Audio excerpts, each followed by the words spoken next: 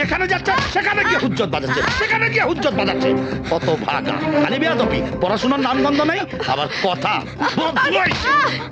কথা বুঝছো? তোমার ছেলে এখন লুকিয়ে লুকিয়ে আবার বিড়ি সিগারেট খাওয়া ধরেছে। বেয়াদব কোথাকার। দিন রাত বাপ যদি নেশা করে চোখের সামনে পড়ে থাকে তাহলে ছেলে করবে, সেটা তো আর আশ্চর্য কি? কি বলছো কি তুমি, কি বলছো কি? ভোর 4টে থেকে রাত অবধি এই মাথার ঘাম পায়ে ফেলে রোজগার করি, তারপর সে নেশা করি। হ্যাঁ, আরে হতভাগা, তো কোনো কাজকর্ম নাই। স্কুলে ক্লাস 3 থেকে 4 উঠতে গিয়ে একেবারে 3-4 বছর লাগিয়ে দিল। সঙ্গে যদি পড়ে তাহলে ওর কি দোষ? আরে কি বৎসঙ্গ? বৎসঙ্গ কাকে বোঝাচ্ছ তুমি? এইটা হচ্ছে পালের গোদা, এইটা পালের গোদা। হ্যাঁ, এইটা সবাইকে বধ করছে, আবার হুজ্জত বাজাচ্ছে।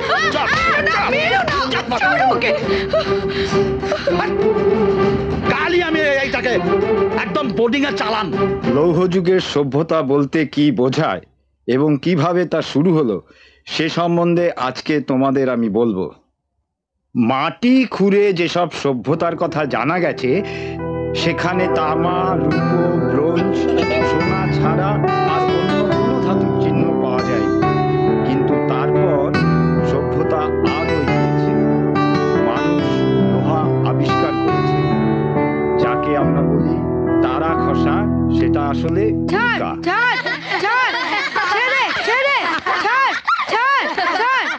এই কি হচ্ছে নাকি? একদম একদম বদমাইশি করবে না, এরকম করলে ক্লাস থেকে একদম বার করে দেবো। যাকে আমরা বলি তারা খসা সেটা আসলে উল্কা। পৃথিবীতে খসে পড়া উল্কা পিণ্ড থেকেই মানুষ প্রথম লোহা বের করেছে। তারপর মাটির তলা থেকে মাটিতে মেশানো লোহা পেয়েছে মানুষ। তখন লোহা দিয়ে অস্ত্র বানিয়েছে, লাং, কাস্তে, কাটারি, দাঁত। পরে বানিয়েছে আরো অনেক কিছু, যেসব দেশ তাড়াতাড়ি লোহার ব্যবহার শিখলো। চুপ শানু, ওখানে কি করছো তুমি? যা বলছি মন দিয়ে শোনো। আজকাল তো কলকারখানা, রেল, জাহাজ, পরিবর্গা, ট্রাক্টর, পাম্প, রান্নার করা খুন্তি, জলের কল, এমনকি কাপড়, শানু, তোমার বেয়াদবি আমি বার করে দেবো। তখন থেকে বদমাইশি করে যাচ্ছ, কথা শুনছো না। কি বলছি কানে যাচ্ছে না? মন দিয়ে শোনো। ইঞ্জেকশন দেওয়া ছুঁচ পর্যন্ত সবকিছুতেই আমরা লোহা ব্যবহার করছি। আমরা কি ভাবতে পারি প্রায় 4000 বছর আগে মানুষের কত পরিশ্রমে এই লৌহ যুগের সভ্যতা শুরু হয়েছে? শানু,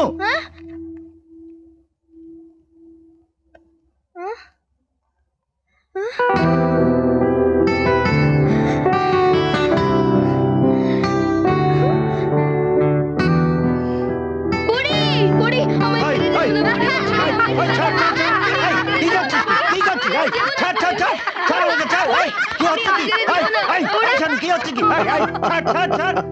আমাকে ছাড়, কি হচ্ছে কি?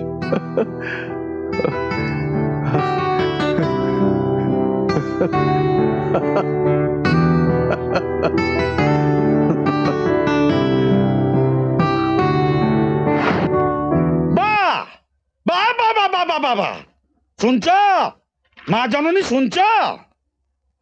কি হচ্ছে কি? কথা বুঝছো? কি? তোমার ছেলে এবারও মাধ্যমিক পাস করতে পারেনি। হ্যাঁ, পরপর 3-3 ফেল, হোস্টেল থেকে আউট, বিতাড়িত। বাস, আর তো কোনো উপায় নেই। এইবার বাপের হোটেলে এসো আর বসে বসে গান্ডে পিন্ডে গেল হতচ্ছাড়া। পিঠ ফাটিয়ে দেবো। তারা এখনো বলছে, কোথায় যাচ্ছে তুই?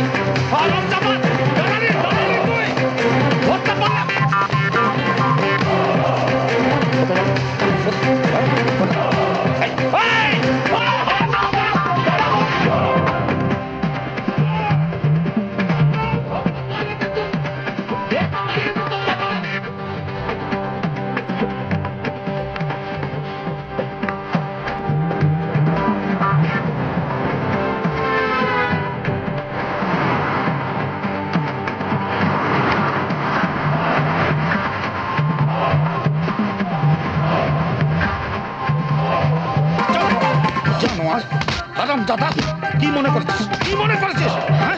প্রতি মাসে মাসে টাকা পাঠাচ্ছি, হাত খরচ পাঠাচ্ছি, কোনো চাপ উত্তাপ নাই। কি মনে করছিস? চলো বছর বছর ফেল। হ্যাঁ? কি ভেবেছিস? কি ভেবেছিস? বাপের ঘাড়ে বসে বসে খাবি সারা জীবন? হ্যাঁ? তোর মা বলতো না যে বাপ বাড়িতে বসে বসে মদ খায় তার ছেলের কোনো উন্নতি হয় না। অত ছাড়া হোস্টেলে পাঠালাম কাউকে।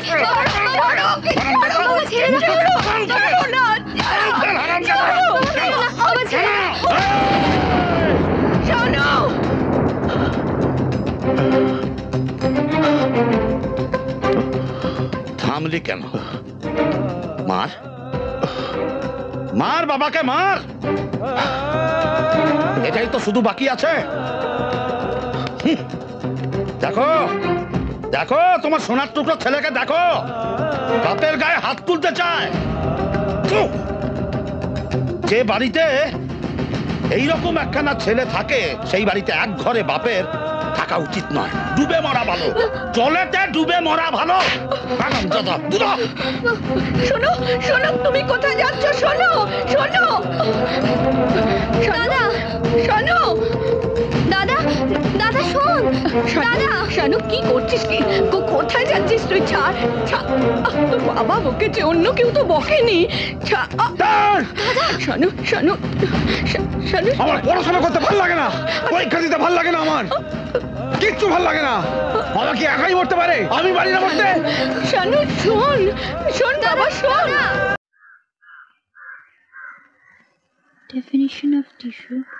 A tissue may be defined as a group of similar or dissimilar cells having common origin and performing similar function. The cells composing a tissue may be closely packed together without any intercellular space or may be loosely arranged with intercellular spaces. These intercellular spaces are interlinked within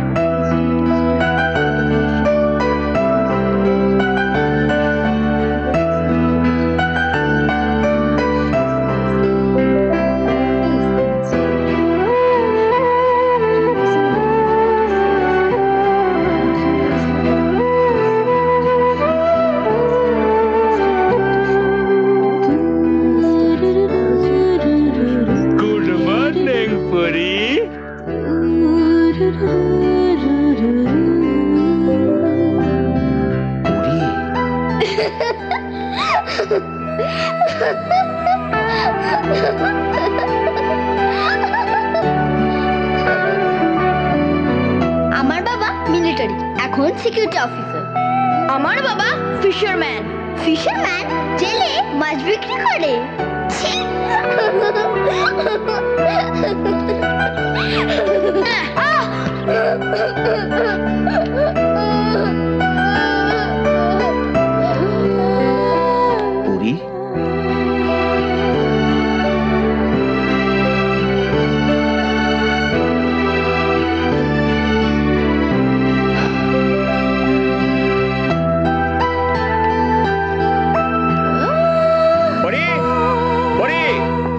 Puri, এসো, দেরি হয়ে যাচ্ছে। এই তো এসে গেছি বাবা।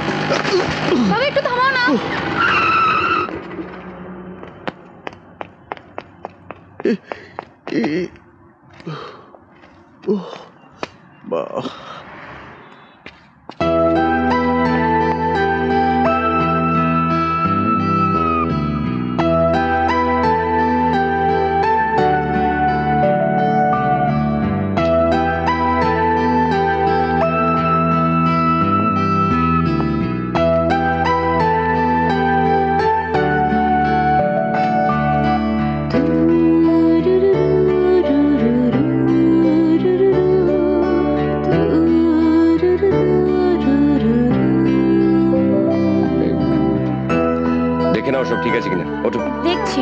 হ্যাঁ।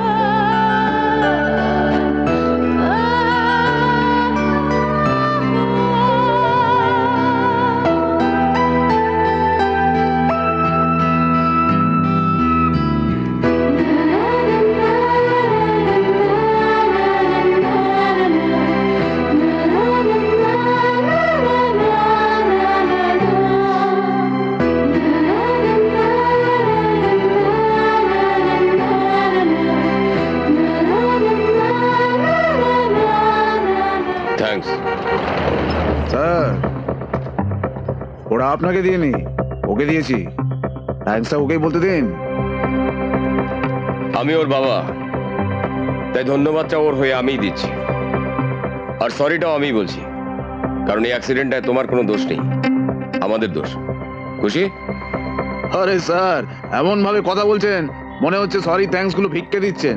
আপনার মেয়ের জন্য আমার জান যাচ্ছিল, আর ওর এত ঘামান, একবার মন থেকে আমাকে সরি বলতে পারছে না। কেন? ও বললে কি তোমার ব্যথাটা কম হবে? এই স্যার, টন্ট করে কথা বলবেন না। এই, আঙুল তুলে কথা বলছিস কার সাথে? তুই জানিস আমি কে? কে? মিলিটারি? আরে ছাড়ুন ছাড়ুন, যখন ছিলেন তখন ছিলেন, এখন তো করেন সরকারি দারোয়ানগিরি।